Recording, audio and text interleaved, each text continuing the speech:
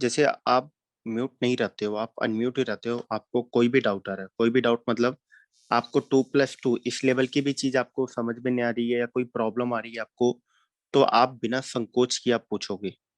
मेरी बात समझ में, माइक आप अनम्यूट करना, माइक अनम्यूट करना, अनम्यूट करके, ये मैं आपको बता रहा हूँ अभी इसलिए ताकि आपको हमेशा के लिए चीजें पता रहे। मतलब आप माइक अनम्यूट करना, अपने डाउट पूछना, डाउट पूछने के बाद डाउट क्लियर, फिर आप माइक अपना म्यूट कर लेना। क्योंकि माइक म्यूट आप नहीं करोगे फिर पूरी क्लास डिस्टर्ब होती है, उधर से नॉइज आते हैं। तो आपको ये पूरी क्लास, पूरी क्लास के ड्यूरेशन में आप माइक अपना अनम्यूट करके चीजों को आप अपने डाउट क्लियर कर सकते हो। ठीक। अब ये तो पहली बात हो गई। अब दूसरी चीज सुनना आप लोग। उस दिन यार मतलब फर्स्ट डे क्लास में उतनी बातें नहीं हो पाई थी। ये तो फर्स्ट बात हो गया माइक से रिलेटेड, कि आपकी माइक क्या होती है, अनम्यूट रहेगी तो आपको कुछ भी प्रॉब्लम है आप अनम्यूट होना, पूछना, फिर आप म्यूट कर लेना। अब इसके बाद आती है दूसरी चीज, कि हमें नोट्स कैसे बनानी है। सबसे ज्यादा प्रॉब्लम आती है नोट्स, कि हमें सर नोट्स कैसे बनानी है, मतलब कैसे चीजों को मैनेज करना है। क्योंकि अभी तक क्या था, आप लोगों को क्या करना पड़ता था, एक कॉपी आपने बना लिया, मैथ्स की कॉपी हो गई, वही 1 साल के बाद उसी से पूछे जाते हैं, उसी में सारी चीजें अपन काम करते हैं। एक कॉपी में मैथ्स का सारा काम होता है कि एनसीईआरटी जो भी सॉल्व करना है सब कुछ उसी में हमारा चलता रहता है, जो भी काम करना होता है उसी में सब कुछ चलता रहता है। तो फर्स्ट डे पहले आप लोगों को यही चीजें सीखनी है कि हमें 2 सालों तक चीजों को मेंटेन कैसे करके रखना है। क्योंकि ये जो आपकी जर्नी है, ये 1 दिन, 2 दिन, 2 महीने, 5 महीने, 6 महीने की नहीं है। ये जर्नी आपकी पूरे 2 सालों की है। ये जर्नी आपकी पूरी 2 सालों की है। तो इस बात का आपको बिल्कुल ध्यान रखना है कि हमें चीजों को कैसे मेंटेन करके रखना है। कि आपको फैक्ट बता रहा हूँ यार, यहाँ अभी मैक्सिमम लोगों को, पूरे इंडिया की मैं बात कर रहा हूँ, मैक्सिमम लोगों को पता ही नहीं होता हमें पढ़ाई करनी कैसे है, चीजों को हमें मैनेज कैसे करके रखना है। फिर लास्ट में क्या होता है ना, सब कुछ मिक्स हो जाती हैं चीजें, सब कुछ मिक्स हो जाती है, समझ में नहीं आता अपन करे क्या। तो चीजों को बहुत मेंटेन करके रखना पड़ता है। तो मेंटेन करके रखने के लिए पहले उसी के बारे में अपन को बात करनी है, कि एक एक चीजें डिफरेंशिएट होकर रहे, प्रॉपर एक चैनलाइज रहे। कि अगर मुझे फिजिक्स फिजिक्स की चीजें हमें ढूंढनी है, फिजिक्स की चीजें हमें ढूंढनी है तो हमें इजिली मिल जाए। केमिस्ट्री की चीजें ढूंढनी है तो हमें इजिली मिल जाए। मैथ्स की चीजें ढूंढनी है तो हमें इजिली मिल जाए। तो इस बात का हमें ध्यान रखना है, क्योंकि आपको मैंने जैसे पहले बोला है, ये जर्नी जो आपकी है ना यार, 1 महीने, 2 महीने या 2 दिनों की, 4 दिनों की नहीं है। या ऐसी नहीं है कि अपन ने 2 महीने पढ़ाई कर लिया, 6 महीने पढ़ाई कर लिया, अपना काम हो गया, एक कॉपी उठाया, उसी पर सारा काम किया, अपना काम हो गया। ठीक है। इस बात का हमें प्रॉपर ध्यान में रखना है कि 2 सालों तक चीजों को इस तरीके से मेंटेन करना है कि मुझे किसी भी पर्टिकुलर चैप्टर के, ध्यान से सुनना आप लोग मेरी बात, किसी पर्टिकुलर चैप्टर में कोई पर्टिकुलर टॉपिक ढूंढना है, कोई पर्टिकुलर टॉपिक ढूंढना है। क्योंकि अभी यार आपके पास पता है यार, रेगुलर नई नई चीजें चलेंगी, फिजिक्स में अलग, केमिस्ट्री में अलग, मैथ्स में अलग। तो वहां पे पता क्या चीजें होती हैं, 6 महीने, 8 महीने बाद ना चीजें मिक्स होने लगती हैं, फिर हमें समझ में नहीं आता यार ये चैप्टर मैंने किस कॉपी में लिखा है, फिर इस चैप्टर का ये टॉपिक कहाँ पे है। मतलब ये बहुत ज्यादा मिक्सिंग होने लगती है चीजें। तो आपको इस बात का बहुत अच्छे से ध्यान रखना है, आप लोगों को इस बात का बहुत अच्छे से ध्यान रखना है, चीजें मिक्स ना हो। अब उसका हमें क्या ध्यान में, अब उसको मिक्स ना हो, उसको हमें कैसे मेंटेन करके रखना, सुनना आप लोग। पहली बात, मैथ फिजिक्स की एक अलग नोटबुक बनानी है, केमिस्ट्री की 3 चीजें आएंगी, 3 नोटबुक आप एक नोटबुक पे भी मेंटेन कर सकते हो। बट सेम टाइम पे आप देखोगे ना, इस वीक फिजिक्स ओ फिजिकल केमिस्ट्री पढ़ाई जा रही है, मतलब ये चीजें आप देखोगे कि इस वीक फिजिकल केमिस्ट्री पढ़ाई जाएंगी, हो सकता है अगले वीक ऑर्गेनिक पढ़ाई जाए, फिर हो सकता है इनऑर्गेनिक पढ़ाई जाए, ये चीजें होती हैं। तो आपको ये चीजें ध्यान रखनी है, इन तीनों की अगर कॉपी आप अलग रख पाओ तो अलग करके रख पाओ, इन तीनों सब्जेक्ट की कॉपी आप अलग करके रख पाओ, अलग करके रखो, फिजिकल, ऑर्गेनिक, इनऑर्गेनिक। केमिस्ट्री में मैथ्स का सेपरेट नोटबुक रहेगा ही। और आपको क्या ध्यान में रखना है कि सेपरेट तो रहना चाहिए, ये तो ठीक है, चलो यार ये तो सही बात है सेपरेट, बट आप ट्राई करना पतली नोटबुक ना हो। क्योंकि पता है ग्रंथ लास्ट तक तैयार हो जाएंगे पूरा आपकी, कॉपी थोड़ी आप मोटी बनाना यार लोग, थोड़ा मोटी, ताकि एक कॉपी में यार कम से कम 3-4 चैप्टर्स तो आ जाए। नहीं, हमें ध्यान में रखना है एक एक कॉपी में कम से कम यार 3 2 3 चैप्टर तो आ जाए। क्योंकि अगर आपने पतली कॉपी बनाई तो एक चैप्टर भी नहीं आने वाला है। क्योंकि इतने ज्यादा क्वेश्चंस करोगे ना मैथ्स में, इतने ज्यादा क्वेश्चंस आप क्लास में ही करोगे कि कॉपियां तो ऐसे ही भर जाती हैं। अभी एक बैच में 11th का ले रहा हूँ ऑलरेडी, मतलब 20 अप्रैल के अराउंड चालू हुआ है, मोटी मोटी कॉपियां उनकी भर चुकी है और अभी सेकंड चैप्टर चल रहा है। तो ये चीज आपको ध्यान में रखना है, क्योंकि हमें नहीं ऐसा चाहिए कि लास्ट 2 साल जाते जाते हमारे पास मैथ्स की ढेर सारी कॉपियां भरी हैं, फिजिक्स की ढेर सारी कॉपियां बनी है, केमिस्ट्री की ढेर सारी कॉपियां भरी है। तो आप समझ रहे हो आप कितने, मतलब एक एक सब्जेक्ट में 30 चैप्टर हैं। अगर हमने एक चैप्टर की एक कॉपी बना ली, 30 कॉपी, 90 कॉपियां, लास्ट में अपने पास क्या होगा, एक लाइब्रेरी खुल जाएगा अपने रूम में। फिर हमें कोई भी चैप्टर ढूंढना पड़ रहा है, बस उसी में हो गया। नहीं। और अब उसको आपको कैसे सेपरेट करके रखना है, कॉपियां अपने रूम में, एक रूम आपका बना होगा स्टडी रूम जहां पर आप बैठकर पढ़ाई कर रहे होगे, वहां पर सेपरेट आप कॉपियां रखना है। फिजिक्स का सेक्शन है, ये केमिस्ट्री का है, ये मैथ्स का सेक्शन है। मतलब एक कोई भी या सेल्फ आप ले लेना कुछ भी, ऐसे 3 कैटेगरी में उसी के ऊपर कॉपी पे कॉपी रखते रहना, ताकि आपको डिवीजन रहे कि यार फिजिक्स केमिस्ट्री मैथ्स ऐसे चीजें चल रही हैं। नहीं कि ये फिजिक्स हो गई, ये केमिस्ट्री हो गई, ये मैथ, तो हमें मैथ्स का सेक्शन चाहिए, तो यहाँ पर गया मैंने कॉपी अपनी ड्यूटी लिख लिया। कॉपी के, ये कॉपी आपकी है, ठीक है, ये कॉपी आपकी बन गई। तो यहाँ पर जहां पर पेज पलटते हो, यहाँ पर आप लिख सकते हो मैथ्स 1 की कॉपी है, या एक केमिस्ट्री 2 की कॉपी है, मैथ्स 3, मैथ्स 4, ऐसे चीजें चलती रहेंगी। ठीक, ये तो आप लोग अब सीख जाओगे धीरे धीरे। ठीक। तो ये चीजें कहानी चलेंगी। तो अपने पास क्या हो गई, मैथ्स की सेपरेट कॉपी अपने पास बन गई। अभी मैं मैथ्स की बात कर रहा हूँ, आप ऐसा ही काम फिजिक्स केमिस्ट्री में भी कर सकते हो, या सर आपको खुद ही बताएंगे। मतलब ये सब चीजें मतलब आप मेंटेन करके रख सकते हो, बहुत ज्यादा काम आने वाली है। मतलब कुछ इसमें दिमाग नहीं लगना, आखिर हमें लिखना तो है ही, सारी चीजें लिखनी है। अब इसको, इसी को मैं क्या करूंगा, एक प्रॉपर वे में लिखूंगा। मतलब भैया ये मैथ्स की कॉपी है मेरी, इसमें मैथ्स लिखूंगा मैं, खत्म बात। और एक भी सब्जेक्ट नहीं लिखूंगा मैं इसमें। ये केमिस्ट्री की है, इसमें केमिस्ट्री लिखूंगा, ये फिजिक्स है, इसमें फिजिक्स लिखूंगा। ठीक है यार, कॉपी ढोकर ले जाना, कोई बात नहीं, अपन चलेंगे। ये चीजें होती हैं यार, आगे से मैथ्स लिख रहे हैं, फिजिक्स पीछे से केमिस्ट्री लिख रहे हैं, बीच में से फिजिक्स लिख रहे हैं, ये बहुत ज्यादा होता है। और आपको ऐसा भी नहीं करना अभी तक जैसे अपन करते थे कि यार रफ कॉपी अलग बना रहे, फेयर अलग। मतलब अभी क्लास की चीजें रफ में लिखेंगे, फिर घर जाकर इसको फेयर करेंगे। ये सब भी कहानी नहीं करना है। मतलब ये रफ वाला तो कोई काम ही नहीं है यहाँ पर, सारा काम फेयर होगा। सब कुछ क्लास में, क्लास का काम, क्लास के फेयर, क्लास नोट्स की कॉपी में लिखनी है आपको। इतना टाइम नहीं होगा कि आप क्लास में अलग लिख रहे हो फिर घर जाकर अलग लिख रहे हो, इतना टाइम अपने पास नहीं होगा। तो आपको इस बात का ध्यान रखना है, क्लास की चीजें क्लास में लिखनी है बस। आप समझना मेरी बात ध्यान से। अब मैंने क्लास नोट्स बना लिया, तो क्लास कॉपी आ गई मैथ्स की मेरे पास, कॉपी आपने पेज ओपन किया, ठीक है, कॉपी का। तो फ्रंट पेज पे आपको लिखना है 1। कौन सा चैप्टर स्टार्ट हो रहा है अपना, फंडामेंटल मैथमेटिक्स। तो मैंने डाल लिया भैया इस कॉपी में क्या है, फंडामेंटल मैथमेटिक्स है। ठीक। फिर एक पेज छोड़कर अगला पेज जो आएगा इसको मैं चेंज करूंगा, देन सेकंड पेज आएगा, वहां पर ऊपर हेडिंग डालूंगा फंडामेंटल मैथमेटिक्स, यहां से लिखना चालू कर दूंगा मैं।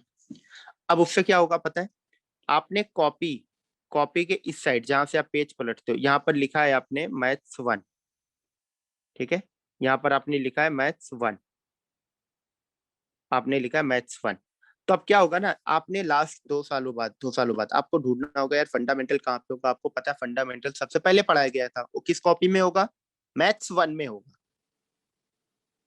आपने मैथ्स 1 की कॉपी निकाली, फटाक दे फंडामेंटल मिल गया आपको। मतलब ये सब चीजें आप मेंटेन रखना यार, आपको चीजें बहुत काम आने वाली है अभी आगे, बहुत ज्यादा। और एक कॉपियां ऐसी नहीं करनी, एक भर के उठाकर फेंक दिया मैंने कूड़े वाले डब्बे में, कि अब ये तो चैप्टर हमें आता है, ऐसा नहीं होता यार। कोई भी चीज परमानेंट नहीं होता, अपन रोबोट नहीं, अपन इंसान है। इंसान की फितरत होती है भूलने की चीजें, भूलता है ही, अपन भूलेंगे ही, इसीलिए तो अपन इंसान है यार। अपन भूलते हैं ही यार, इसीलिए अपन इंसान है। तो ये चीजें ध्यान में रखना, ऐसा नहीं करना कि यार अपन को की चीजें अपन ने लिख लिया, वो चैप्टर हो गया, तो अपन ने उस कॉपी का ध्यान नहीं, कहाँ पढ़ा है पता नहीं। बहुत अच्छे से चीजों को यार आपको संभाल के रखनी है। क्या हुआ, कॉपी भर गई, अपने सामने रखो आप, दूसरी भर गई उसके ऊपर रख दो आप, तीसरी भर के ऊपर, ताकि आपको रिवीजन करना पड़े, निकाला फटाक दे अपने, रिवाइज कर लिया। और और एक चीज सुनना, ये मैं मैथ्स की अब बात कर रहा हूँ, फिजिक्स केमिस्ट्री की नहीं कर रहा हूँ, वो अलग तरीके का सर का हो सकता है। मैथ्स में आपको क्या करना है, जो मैं क्लास में चीजें लिख रहा हूँ, जो मैं क्लास में चीजें लिख रहा हूँ, उसको क्लास नोट्स की कॉपी में ही लिखनी है। जितने क्वेश्चंस मैं क्लास में दे रहा हूँ करने के लिए, मतलब बोर्ड पे लिख रहा हूँ, हाँ भाई आपको ये क्वेश्चन करके लाने हैं घर से, तो ये सारी चीजें आपको क्लास नोट्स की कॉपी में लिखनी है। ये सारी चीजें आपको क्लास नोट्स की कॉपी में लिखनी है। ठीक। सब कुछ आप ऐसा नहीं करना कि मैं रफ पे सॉल्व कर रहा हूँ, फिर पूछ रहा हूँ आपने बेटा कहाँ पर सॉल्व किया, आप बोल रहे हो सर वो रफ कॉपी पे किया था, इस दूसरी कॉपी में, तीसरी कॉपी में। ऐसा नहीं करना। आप जो आपको जो क्लास में जो आपको क्लास में क्वेश्चन में लिखवा रहा हूँ होमवर्क के लिए, जो दे आपको करके लाना है, उसको क्लास नोट्स की कॉपी में ही ट्राई करना है। वो गलत बने या सही बने, आपको किसी को कॉपी गिफ्ट नहीं करनी है, ना कॉपी आपको बेचनी है। वो कॉपी आपके पास ही रहेगा। तो जो भी आप सही गलत उसमें कर रहे हो, सब कुछ उसी कॉपी में ही करनी है। जो भी आप सही गलत कर रहे हो, सब कुछ आपको उसी कॉपी में ही करनी है। आपको बिल्कुल भी यार इधर उधर नहीं जाना है। मेरी बात समझ में आ रही है आप लोगों को? ठीक है। Yes sir. आप जो भी कर रहे हो, आपको सब कुछ उसी को क्यों, अब इसका बेनिफिट आपको बता रहा हूँ। आपको कोई नहीं बताएगा यार कि आप आपकी गलतियां कहाँ हैं। आपकी अपनी गलतियां आपके सामने नहीं होंगी ना, आप उसको सुधार नहीं पाओगे। आप अपनी गलतियां भूल गए। आप आज आपने कोई गलती की, 4 दिनों बाद भूल गए, फिर वो गलती आप दोबारा करोगे। ऐसे क्या होगा ना, आपको जो क्वेश्चन दिया जा रहा है, आपसे क्वेश्चन आपने ट्राई किया है, आपने ट्राई किया है, ट्राई मतलब अपनी कॉपी में ही किया है, तो क्वेश्चन नहीं बना, क्लास में डिस्कस हुआ, फिर आपने क्वेश्चन वो बना दिया, ठीक, चलो लिख लिया। अब क्या होगा इन फ्यूचर, जब भी आप चीजें रिवाइज करोगे ना, ये गलतियां जो आपने की है, ये गलतियां जो आपने की है ना यार, जो जिसकी वजह से क्वेश्चन आपका गलत हुआ है, जो भी आपने गलतियां की हैं, वो आपके सामने होंगी। आपको याद आ जाएगा यार, इसीलिए मेरे से क्वेश्चन नहीं बन रहा था, ये सब गलतियां मैं कर रहा था। फिर आप जब देखो कि अपना इंप्रूवमेंट धीरे धीरे धीरे धीरे चीजें इंप्रूव होना स्टार्ट होगी, तो आपको लगेगा यार मैं ये सब, आपको अपनी गलतियां भी याद रहेंगी, हाँ ये सब चीजें मुझे दोबारा रिपीट नहीं करनी है। मेरी बात समझ में आ रही है? तो आपको सारा काम क्लास नोट्स की कॉपी में ही करना है, ऐसा कुछ नहीं करना कोई रफ है कोई फेयर है, ये नहीं कुछ भी। सब काम इसी में करना है। गलत हो रहा है ठीक है, सही हो रहा है वो भी ठीक है, और क्लास में क्वेश्चन तो डिस्कस होंगे ही। ठीक, ये चीजें इतनी होगी। अब आगे की मेरी बात सुनना। ये तो सब कुछ हो गया क्लास नोट्स वाली बात है यार, क्लास नोट्स की कहानी बन गई, ये अपने पास सारी चीजें मिल गई इसकी। ठीक है, ये सारी कहानी होगी क्लास नोट्स की। अब दूसरी बात आती है, जो हम यहाँ से आपको जेनेसिस क्लासेस से मॉड्यूल मिलेगा, या उसको बोल दो बुकलेट। ठीक है, क्वेश्चंस का सेट होता है, उसमें ढेर सारे क्वेश्चंस आपको उसमें मिलेंगे। तो उसको सर कहाँ पे करना है? अब ये भी इंपॉर्टेंट है। अभी तक क्या होता था, अपन ने क्या किया, कोई भी कॉपी उठाया, उसमें क्वेश्चन बनाते हुए सॉल्व कर लिया, बन गया ठीक है, नहीं बना उस क्वेश्चन के बुक पे सर्कल कर लिया, इसके डाउट है सर से पूछना है, पूछ लिया, हो गया अपना काम। ठीक। अब यहाँ पर आपको क्या करना है, अभी इसका भी बेनिफिट आपको बता रहा हूँ, इसका भी बेनिफिट देखना आप लोग। ये चीजें करना पड़ता है यार, अपन को ये सारी चीजें करनी पड़ती हैं। चीजें बहुत अच्छे तरीके से मेंटेन रखनी पड़ती है, जिससे कि हमें पता हो कि एग्जाम से, सुनना मेरी बात, एग्जाम से 30 डेज पहले मुझे पढ़ना क्या है। ठीक। फिर 20 डेज पहले मुझे क्या पढ़ना है, ये चीजें पता होनी चाहिए। देन 10 डेज पहले मुझे क्या पढ़ना है, ये चीजें पता होनी चाहिए मुझे। देन 5 डेज पहले मुझे क्या पढ़ना है। देन एग्जाम से 2 दिन पहले क्या पढ़ना है, और एग्जाम के जस्ट एक दिन पहले मुझे क्या पढ़ना है। ये पूरा शेड्यूल आपके पास होना चाहिए। वो अभी नहीं बनेगा आपका, वो शेड्यूल अभी आपका नहीं बनेगा, थोड़ा टाइम लगेगा, बट ये सारी चीजें आपको दिखनी शुरू हो जाएंगी। और जिस तरीके से मैं बोल रहा हूँ, आपको उसी तरीके से काम करते रहना है। आप यार इतने ज्यादा क्वेश्चंस बनाओगे ना, इतना मजा आपको आएगा आगे। अभी स्टार्टिंग में आप स्ट्रगल करोगे, सभी लोग करते हैं, हर 11th बैच करता है स्टार्टिंग में स्ट्रगल, क्योंकि चीजें आपको 10th में जो अपन चीजें सीखते हैं, वो उस लेवल की चीजें नहीं कराई जाती है ना स्कूल में भी, और मैक्सिमम कोचिंगों में भी नहीं कराई जाती है। यहाँ पर चीजें होती हैं, जिन्होंने 10th किया होगा उनकी ठीक होगी, नहीं तो मैक्सिमम जगह वही एनसीईआरटी पढ़ाई जाती है। तो लेवल अपना अपनी हो पाता है, और 11th में जैसे एंट्री करते हैं, एकाएक लेवल अप होता है मैथ्स का। तो वो चीजों में हमें थोड़ा प्रॉब्लम होती है, बट आपको इतने क्वेश्चंस कराए जाएंगे यार, इतनी चीजें बताई जाएंगी, तो यो आप रट जाएंगी चीजें, आपको अभी देखना, आपको सारी चीजें याद हो जाएंगी, आपको कोई दिक्कत ही नहीं होगा। बिल्कुल यार, अपन बेसिक से चालू करेंगे, 9th क्लास से चीजें स्टार्ट होती हैं बिल्कुल। अब ये चीज आपको, ये चीजें हमें सब मेंटेन करके रखना होता है। अब सुनना, अब मॉड्यूल या बुकलेट आपको कैसे सॉल्व करना है, मॉड्यूल या बुकलेट आपको कैसे सॉल्व करना है, हर दिन मैं नहीं बताऊंगा, ये फर्स्ट टाइम और ये लास्ट टाइम चीजें हैं। तो अब ध्यान से सुनना आप लोग, मॉड्यूल या बुकलेट आपको सॉल्व कैसे करना है। अब आपको क्या होगा, बुकलेट में यार एक्सरसाइज होंगे, एक्सरसाइज 1, एक्सरसाइज 2, ध्यान से समझना आप चीजों को, एक्सरसाइज 3, ये आपको अलग अलग पोर्शन में होगा, एक्सरसाइज 4, हो सकता है किसी में आपको एक्सरसाइज 5 भी मिले। तो ऐसे कैटेगरी में क्वेश्चन होंगे। किस कैटेगरी में पहले किसको अटेम्प्ट करना है वो मैं आपको बताऊंगा, अभी आपको सिर्फ देखना है आपको उसको सॉल्व कैसे करना है। तो क्लास नोट्स की तो एक कॉपी अपने पास बन गई मैथ्स की, ये मैं मैथ्स की कहानी बता रहा हूँ सिर्फ। आप अब आपको क्या करना है, जैसे क्लास नोट्स की कॉपी बनाई ना वैसे आपको एक बुकलेट की कॉपी बनानी होगी जिसमें अपन बुकलेट सॉल्व करेंगे।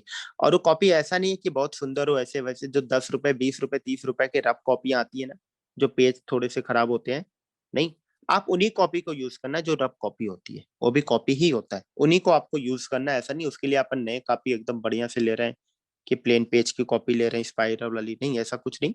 वो रफ कॉपी आपको परचेज करनी है। तो उसको क्या करना है, कुछ भी नहीं, जैसे आपको क्लास नोट्स वाले बताया उसमें भी क्या करना है, रफ 1, वहां पेज जो ऐसे है उसी पे लिख देना है रफ 1, इसी पे हमें लिख देना रफ 1। फिर फ्रंट पेज पे लिखना भैया इसमें अपना कौन सा चैप्टर आ रहा है, किसके बुकलेट सॉल्व कर रहे हैं, फंडामेंटल मैथमेटिक्स के बुकलेट सॉल्व कर रहे हैं, मतलब बेसिक मैथ्स की बुकलेट सॉल्व कर रहे हैं। फिर एक पेज पलट कर ऊपर आप टॉप को लिखना फंडामेंटल मैथमेटिक्स, लिख लिया। अब उठा दिया हमने एक्सरसाइज 1, अब ला दिया मैंने एक्सरसाइज 1, ठीक है, मैंने क्या ला दिया एक्सरसाइज 1। अब इसको मैं सॉल्व करना शुरू किया, अब इसको मैं सॉल्व करना शुरू किया, अब क्या दिक्कत आएगी बताना, अब देखना आप। अब इसमें आपको इस बुकलेट को 3 कैटेगरी में बांटना है, इस बुकलेट को आपको 3 कैटेगरी में बांटना है। ये कैटेगरी क्यों बहुत ज्यादा आपको काम आती है चीजें रिवीजन करने, कि सर रिवीजन मैं कैसे करूं मुझे समझ में नहीं आ रहा है, इतने क्वेश्चंस कराए गए, क्या मैं पूरे क्वेश्चंस बनाऊं, कौन से क्वेश्चंस बनाऊं कौन से ना करूं, ये बहुत ज्यादा यार प्रॉब्लम आता है। क्योंकि रिवीजन तो बहुत जरूरी है, जो अपन आज पढ़ेंगे वो 2 साल बाद याद रहे कि ना रहे हमें नहीं, खुद ही नहीं पता यार वो चीजें हमें याद रहेंगी कि नहीं याद रहेंगी। तो रिवीजन तो बहुत ज्यादा जरूरी है। तो उस चीज को मेंटेन करने के लिए काम आपको बताई जा रही है कि आपको पता रहेंगी कि मुझे फंडामेंटल में क्या रिवाइज करना है, मुझे क्या काम करना है। अब क्या किया मैंने, एक्सरसाइज 1 की बुकलेट उठा ली, बुकलेट ओपन किया, मैंने एक्सरसाइज 1 सॉल्व करना शुरू किया। अब मैंने क्या किया यहाँ पर समझना, पहला क्वेश्चन उठाया, पहला क्वेश्चन उठाया, मैंने क्वेश्चन रीड किया, मैंने क्वेश्चन रीड किया और वो क्वेश्चन मेरे से सॉल्व हो गया। वाह, चलो ठीक है सॉल्व हो गया कोई बात नहीं, ठीक। क्वेश्चन नंबर 2 उठाया, क्वेश्चन नंबर 2 उठाया और 2 तो मैंने ट्राई किया, एक बार में सॉल्व नहीं हुआ, इसमें मैंने स्ट्रगल किया थोड़ा सा, ठीक है, इसमें मैंने थोड़ा सा स्ट्रगल किया, क्वेश्चन नंबर 2 में स्ट्रगल किया और वो सॉल्व हो गया, फिर स्ट्रगल करके सॉल्व हुआ यार।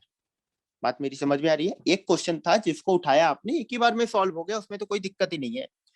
बट एक दूसरा कैटेगरी आया क्वेश्चन, एक कैटेगरी मैं बांट रहा हूँ, दूसरा कैटेगरी आया जिसमें अपन ने स्ट्रगल किया, परेशान हुए थोड़ा टाइम के लिए, बट हमने चाहे जैसे आंसर निकाल, मतलब बढ़िया से आंसर निकाल दिया। तो उसको आपको क्या करना है, स्टार बनाना है। क्या किया, क्वेश्चन सॉल्व किया, वहां स्टार बना, तो क्या दिक्कत है, कितना टाइम लगेगा, आप बुकलेट सॉल्व भी कर रहे हो ना, वहां पर स्टार बना दिया भैया, उस क्वेश्चन के ऊपर स्टार बना दिया। अब उठाया आपने तीसरा क्वेश्चन कैटेगरी 3 वाला, इसमें आपने यार काफी स्ट्रगल किया, बहुत स्ट्रगल किया आपने, और स्ट्रगल किया, काफी स्ट्रगल किया, और स्ट्रगल करने के बाद एक क्वेश्चन सॉल्व नहीं हुआ, मतलब ये क्वेश्चन अनसॉल्व्ड है, आपके लिए क्वेश्चन अनसॉल्व है, क्वेश्चन ये आपसे सॉल्व भी नहीं हुआ। तो अब वो क्वेश्चन क्या होगा, बुकलेट क्लास में डिस्कस होगा, क्लास में आपकी सारे मॉड्यूल सारे बुकलेट आपके डिस्कस होंगे, तो उसके डाउट आप क्लास में क्लियर करोगे। तो जो क्वेश्चन आपसे सॉल्व नहीं हुआ उस क्वेश्चन में आपको क्या करना है, ध्यान से सुनना, उस क्वेश्चन को आपको सर्कल कर देना। अब देख रहे हो आपने 3 कैटेगरी बांट दी है पूरे बुकलेट को, हर क्वेश्चन को 3 कैटेगरी, 3 ही कैटेगरी में रखना है। पहला कैटेगरी, आपने क्वेश्चन पढ़ा सॉल्व हो गया, कोई दिक्कत ही नहीं है। दूसरा कैटेगरी, आपने क्वेश्चन उठाया, स्ट्रगल किया, थोड़ा सा ज्यादा किया, बट आपने सॉल्व कर दिया यार, उस क्वेश्चन को आपने थोड़ा 1 2 बार 3 बार ट्राई किया और क्वेश्चन आपसे सॉल्व हो गए। नहीं, 1 बार 2 बार 3 बार आपने ट्राई किया और क्वेश्चन आपसे सॉल्व हो गए। बट अब आगे सुनना आप लोग मेरी बात,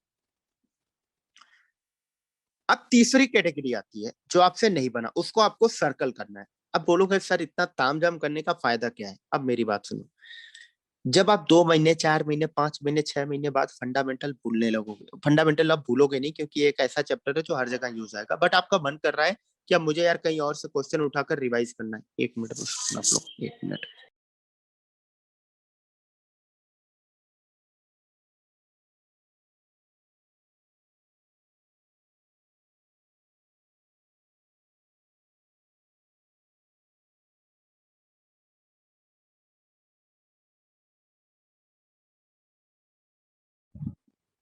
जब आप इसमें चीजें देखते हो कि 4 महीने बाद, 6 महीने बाद या साल भर बाद, 2 सालों बाद, चलो यार अपन रिवाइज करते हैं, तो हम सबसे ज्यादा यार कंफ्यूज होते हैं कि सर अपन रिवीजन में करें क्या, कौन से क्वेश्चन बनाए।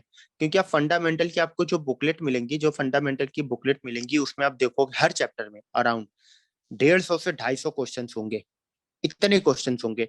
अब आप बोलोगे सर मैं इतने क्वेश्चन बनाऊं, मैं बोलूंगा नहीं यार, इतने तो बनाना पॉसिबल ही नहीं है।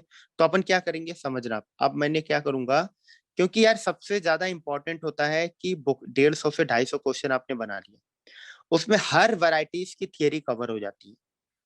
तो आपको ना क्या करना होता है समझना है, 3 कैटेगरी बटी है, मैंने रिवीजन के लिए उठाया, तो मैं क्या करूंगा पता है, सबसे पहले उस कैटेगरी को उठाऊंगा जो मेरे से बना ही नहीं था, जो मेरे से बना ही नहीं था वही तो जरूरी है, क्योंकि जो मैंने एक बार में बना दिया वो तो मैं अभी भी बना दूंगा। अब मुझे उस कैटेगरी का रिवीजन सबसे पहले करना है जो कैटेगरी आपसे सॉल्व भी नहीं हुआ है, उसको नंबर 1 में रखना है। उसके बाद अगर मेरे पास टाइम बचता है तो मैं कैटेगरी 2 को उठाऊंगा, नहीं टाइम बढ़ता है तो उसको कैटेगरी 2 को उसको मैं फिर रिवाइज करूंगा। बस इतना बहुत है अपने लिए। तो हमें चीजें पता रहेंगी कि मुझे किस टाइप के क्वेश्चन को बुकलेट से उठाकर सॉल्व करना है। ठीक, ये हो गई बुकलेट की कैटेगरी। अब मैंने बता रहा था रफ कॉपी, जिसमें आप सॉल्व करोगे। तो मैं क्या करूंगा, एक्सरसाइज 1 लिखूंगा, क्वेश्चन नंबर 1 लिख के सॉल्व करूंगा, 2 लिख के सॉल्व करूंगा। ये सॉल्व करते करते इसमें बहुत से क्वेश्चन नहीं बनेंगे, ठीक है, नहीं बनेंगे, उनके लिए आपको स्पेस नहीं छोड़ना है। वो डाउट है आपका, स्पेस नहीं छोड़ना है। फिर आगे आप एक्सरसाइज 2, उसके क्वेश्चन आप बना रहे हो, ठीक है, जो डाउट है डाउट है। फिर अगले दिन डाउट क्लियर हो रहा है, उसी कॉपी में एक्सरसाइज 1 का क्वेश्चन नंबर सपोज 7 डाउट था, नहीं बना आपसे, उसको आपने लिख लिया। एक्सरसाइज 2 में क्वेश्चन नंबर 5 डाउट था, उसको भी आपने लिख लिया, ऐसे करना है, लिख लिया। अब चैप्टर 1 फिनिश, अब चैप्टर 1 आपका फिनिश। अब आ गया चैप्टर 2 क्वाड्रेटिक इक्वेशन, तो आपको हेडिंग डालना क्वाड्रेटिक इक्वेशन एक्सरसाइज 1, इसके क्वेश्चन सॉल्व करना शुरू करना है। अब आपको बेनिफिट क्या होगा, सुनना मेरी बात।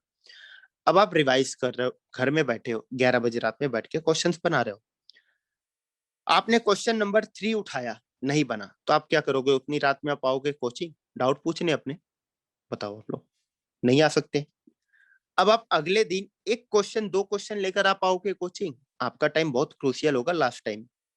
फरवरी मार्च आपका चल रहा है, जैन चल रहा है, दिसंबर चल रहा है, जनवरी चल रहा है, फरवरी में पेपर देना है या जनवरी में पेपर देना है, तो दिसंबर चल रहा है। तो आप 1-2 क्वेश्चन डाउट लेकर आप नहीं आओगे ना कि चले अपन देख लेते हैं, नहीं।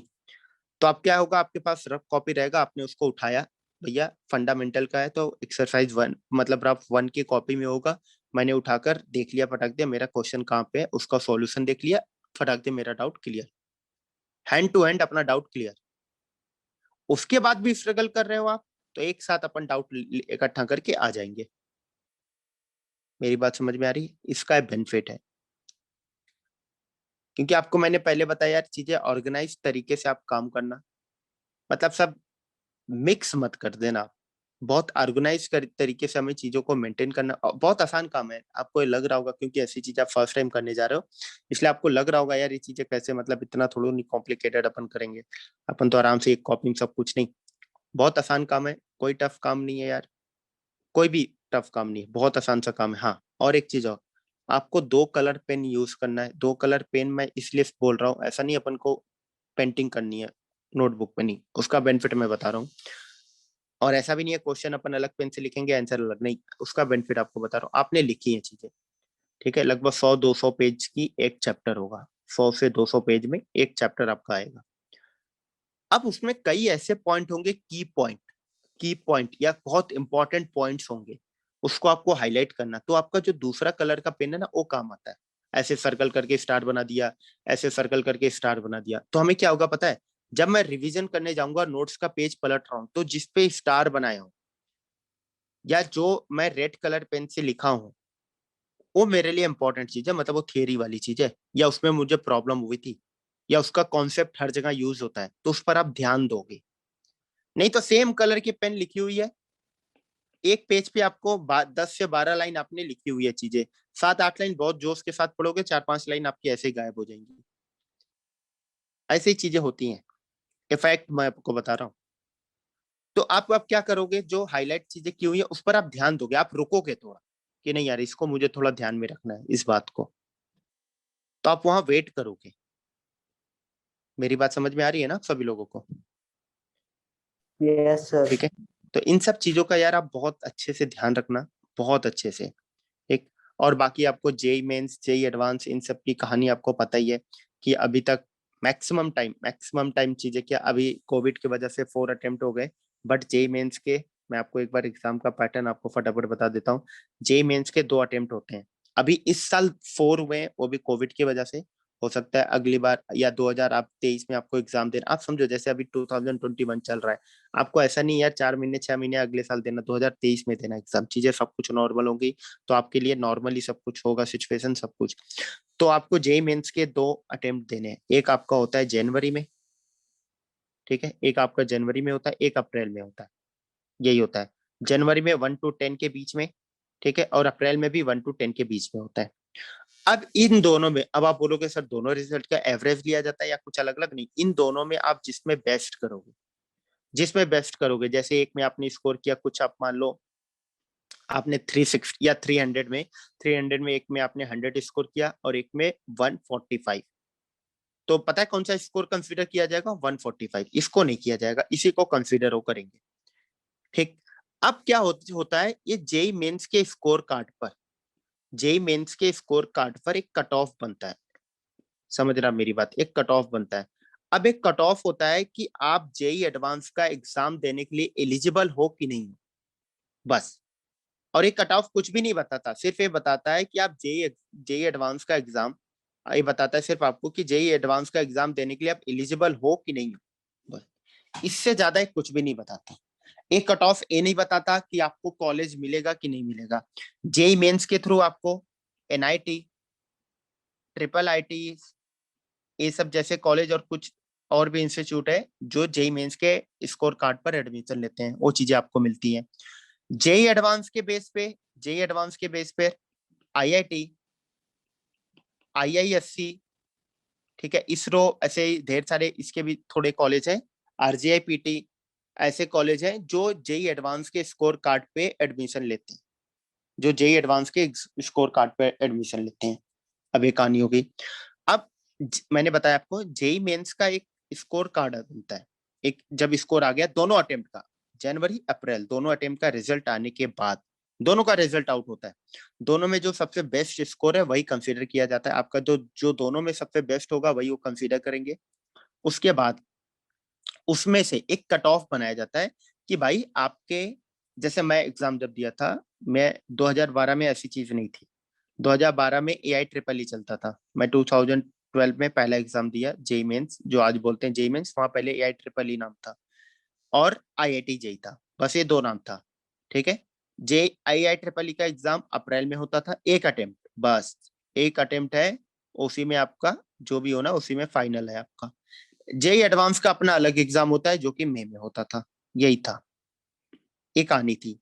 फिर 2013 में क्या हुआ, मतलब 2012 में मेरा आईआईटी जेई में नहीं हुआ, एआई ट्रिपल ई में हो गया था, एनआईटी मिल रहा था, बट मैंने नहीं लिया, मुझे आईआईटी करना था। तो 2013 में मैंने पेपर दिया। 2013 से रूल आया, क्या रूल आया, कि भाई आपको पहले एआई ट्रिपल ई का पेपर देना है, इसमें एक कट ऑफ बनेगा, जो मैंने यहाँ पर आपको ऊपर बताया, एक कट ऑफ बनेगा, उस कट ऑफ से ऊपर आपका नंबर आएगा तभी आप जेई एडवांस का एग्जाम देने के लिए एलिजिबल रहोगे। तो मेरे टाइम पे वो कट ऑफ था 360 में, 360 नंबर का पेपर होता था, अब तो 300 नंबर का हो गया, 118 नंबर, 118 मार्क्स। अगर आप 118 नंबर से ऊपर लेकर आ रहे हो एआई ट्रिपल ई में, तो आप जेई एडवांस का पेपर देने के लिए एलिजिबल हो। इसका मतलब ये नहीं है कि पहली बात कि आपका जेई एडवांस में हो गया, और इसका मतलब ये नहीं आपको एनआईटीज मिल जाएंगे, नहीं, सिर्फ आप जेई एडवांस का एग्जाम देने के लिए एलिजिबल हो, क्योंकि ये टॉप 150,000 स्टूडेंट को सेलेक्ट करते हैं। अब क्या करते हैं, वो स्कोर कार्ड बनाते हैं, टॉपर से उठाते हैं, जहां तक स्टॉप होता है 1,50,000 तक बच्चे, वहां तक स्टॉप कर देते हैं, बोलते हैं अच्छा 100 में, अब तो 100 में 80, मतलब 300 में 80 मार्क्स चाहिए होता है बस, 80 या मतलब इसी के अराउंड जाता है, 80 के आसपास, ऊपर नीचे 2-4 नंबर आप मान लो। ठीक है। तो 80 से ऊपर आपके नंबर आ रहे हैं 300 में, तो आप जेई एडवांस का एग्जाम देने के लिए एलिजिबल रहोगे, जेई एडवांस का एग्जाम देने के लिए आप एलिजिबल रहोगे, बस यही बताता है और कुछ भी नहीं बताता है। बस इतना। इसका मतलब ये नहीं है आपका एनआईटी मिल रहा है या आपका आईआईटी जेई में हो गया, इसका मतलब ये सब कुछ भी नहीं होता। सिर्फ इसका मतलब ये है कि आप जेई एडवांस का एग्जाम देने के लिए एलिजिबल हो। मेरी बात समझ में आई आपको? ठीक। तो जनवरी और अप्रैल का आपने पेपर दे दिया, जनवरी और अप्रैल का पेपर दे दिया, फिर एक कट ऑफ बनता है जिसके हिसाब से आप जे एडवांस का एग्जाम दे सकते हो, जे एडवांस का आप एग्जाम दे सकते हो। अब जे एडवांस का एग्जाम कब होता है? जे एडवांस का एग्जाम होता है अभी भी मई में। मैं नॉर्मल सिचुएशन की बात कर रहा हूँ, कोविड नहीं है। मई में होगा आपका पेपर। उसका पेपर, अब सुनना, ये तो सारी कहानी हो गई। अब पहले जेई मेंस की मैं बात करता हूँ। जेई मेंस का अपन ने देख लिया कि 2 अटेम्प्ट होते हैं, एक तो आपका बन गया जनवरी, एक बन गया अब आपका अप्रैल। अब इसके में क्या होता है, 75 क्वेश्चन आते हैं। 75 क्वेश्चन में दो कैटेगरी बनती है, मतलब each subject 25 25 25 PCM, physics chemistry math 25 25। 20 objective होते हैं और 5 इंटीजर टाइप होते हैं। इसी तरीके से सेम सब में हो जाते हैं, यही चलता है। और एक क्वेश्चन 4 मार्क्स का होता है, तो टोटल 300 का हो गया। टोटल स्कोर 300 का होता है इसमें। अब आता है जेई एडवांस। जेई एडवांस में टोटल 5 कैटेगरी होती है। 5 कैटेगरी क्या होता है? पहला सुनना, ऑब्जेक्टिव। ठीक है, हाँ। और जेई मेंस का एक ही पेपर होता है, 9 to 12 स्लॉट मिलता है, या 2 to 5 ये स्लॉट होता है। सिर्फ एक पेपर होता है, सिंगल पेपर इसका होता है यार। सिंगल पेपर, सिर्फ 2 अटेम्प्ट होता है, पेपर सिंगल ही होता है। एक ही पेपर होता है आपको, एक जाओ 3 घंटे पेपर तो आ जाओगा, उसी में आपका रिजल्ट जो होगा वही फाइनल है। बट जेई एडवांस का क्या होता है ना, 2 पेपर होता है। हाँ, नेगेटिव मार्किंग भी होती है, नेगेटिव मार्किंग तो है यार। नेगेटिव मार्किंग यहाँ भी है और नेगेटिव मार्किंग आपका यहाँ भी है। नेगेटिव मार्किंग दोनों में है। जेई एडवांस में क्या होता है, 2 पेपर होते हैं, आपको एक दिन में 2 पेपर देने होते हैं, और दोनों को कैलकुलेट किया जाता है, दोनों का टोटल करके निकाला जाता है। पहला पेपर होता है 9 से 12, एंड यहाँ पर एंड लगा रहा हूं, और दूसरा पेपर होगा 2 से 5। मतलब एक दिन में आपको 6 घंटे बैठकर एग्जाम देना है। ऐसा नहीं करना है आपने इसमें बहुत अच्छा स्कोर कर लिया। इसका समझना मेरी बात। जैसे अलग अलग पैटर्न पे पेपर होता है, कभी 180 मार्क्स का पेपर पूछ लिया जाता है, कभी 184। ये जरूरी नहीं है दोनों इक्वल मार्क्स के आएंगे, ऊपर नीचे नंबर होते रहते हैं, ऊपर नीचे होते रहते हैं। तो टोटल मैं मार रहा हूँ, चलो टोटल मैं ऑन एन एवरेज लेके चल रहा हूँ, 180 हो रहा है, तो टोटल 360 बना। तो 360 में ही काउंट होगा आपका टोटल नंबर कितना आया, 9 से 12 जो पेपर दिया उसमें कितना आया, 2 से 5 जो पेपर दिया उसमें कितना आया, ये चीजें। मतलब सपोज 9 से 12 में आपने स्कोर किया 75 नंबर 180 में, इसमें स्कोर कर लिया 85, नहीं तो टोटल कितने हो गए 160। मतलब आपने 360 में 160 नंबर स्कोर किया है। ऐसा है। एक दिन में 2 पेपर आपको देने होते हैं जे एडवांस में। इसमें कोई 2 अटेम्प्ट 4 अटेम्प्ट नहीं है, इसमें सिर्फ एक अटेम्प्ट है। भाई आपको संडे जाकर 9 से 12 2 से 5 पेपर देने हैं, बस खत्म में। हाँ, जो कट ऑफ क्लियर किया वही। मेरी बात समझ गए आप लोग? इतना। अब जेई मेंस में होता है दो दो टाइप के क्वेश्चन बनते हैं, ऑब्जेक्टिव एंड सब्जेक्टिव।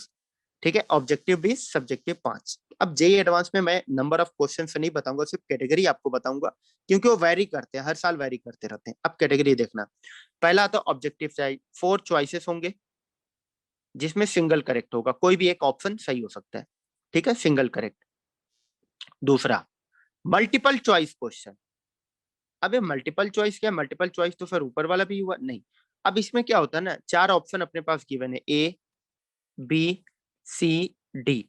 अब चारों में से ऐसा हो सकता है कि ए बी सी ये तीनों सही हो सकते हैं, या चारों सही हो सकते हैं, या कोई एक सही हो सकता है, या ऐसा भी हो सकता है कोई 2 सही हो जाए, ए बी या सी। मेरी बात समझ में आ रही है? अभी तक क्या होता था, जेई एडवांस का यार मजा आएगा, मजा आते हैं पेपर देने में इसके।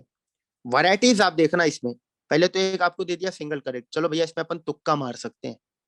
नहीं, अपन तुक्का मार सकते हैं। अब मल्टीपल चॉइस में अपन तुक्का कैसे मारेंगे यार? मतलब ए बी सी डी चारों ऑप्शन भी सही हो सकते हैं, ए बी सी भी तीनों भी हो सकता है, ए बी 2 भी हो सकता है, सिर्फ एक ऑप्शन भी करेक्ट हो सकता है। उसमें लिखा रहेगा 1 और मोर। इसका मतलब समझ में आना चाहिए, एक या एक से ज्यादा करेक्ट आपके हो सकते हैं। एक भी हो सकता है, एक से ज्यादा भी आपके करेक्ट हो सकते हैं। तो इस बात को हमें इसमें ध्यान, ये सब चीजें अपन सीखेंगे। अभी तो मैं आपको कैटेगरी बता रहा हूँ बस, ये दूसरा हो गया। अब तीसरी कैटेगरी देखना। तीसरी कैटेगरी आता है इंटीजर टाइप।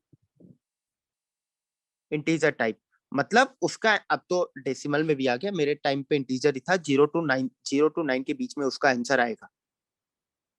समझ में आ रही है? इंटीजर टाइप मतलब सब्जेक्टिव टाइप क्वेश्चन आप ये मानो, सब्जेक्टिव टाइप, उसमें ऑप्शन नहीं होंगे आपके, ये सब्जेक्टिव टाइप आप मानो।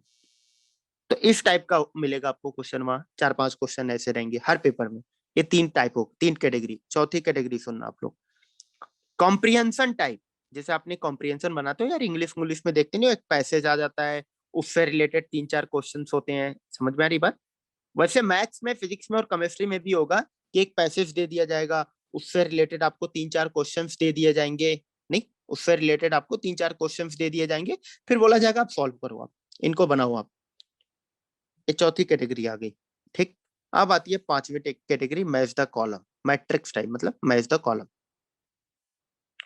अब अभी तक क्या होता था आप समझना, आप क्या देखते थे, मजा आता है, आप देखना यार इनके में। अभी तक होता सेक्शन ए सेक्शन बी, हम क्या करते थे, सेक्शन ए से बी को मैच कराते थे, यही होता है ना। अभी इन्होंने जल्दी अब क्या कर दिया, इसका लेवल चेंज कर दिया, एक और सेक्शन डाल दिया सी। मतलब आप ए से बी में मैच कराओ, देन बी से सी में मैच कराओ, अगर मैचिंग आपकी गलत हुई तो क्वेश्चन गलत है। ए से बी में मैच कराना है, देन बी से सी में मैच कराना है आपको। मेरी बात समझ में आ रही है ना आप लोगों को? ठीक। सर ये रिपीट करना वापस। जो मैं मैच द कॉलम वाली चीजें आपको बता रहा हूँ, उसमें क्या होता है, अभी तक अपन क्या देखते हैं, दो ही सेक्शन देखते हैं ना, सेक्शन ए सेक्शन बी, नहीं कॉलम 1 कॉलम 2, कॉलम 1 से कॉलम 2 को मैच कराते, ये तो करते हैं अपन।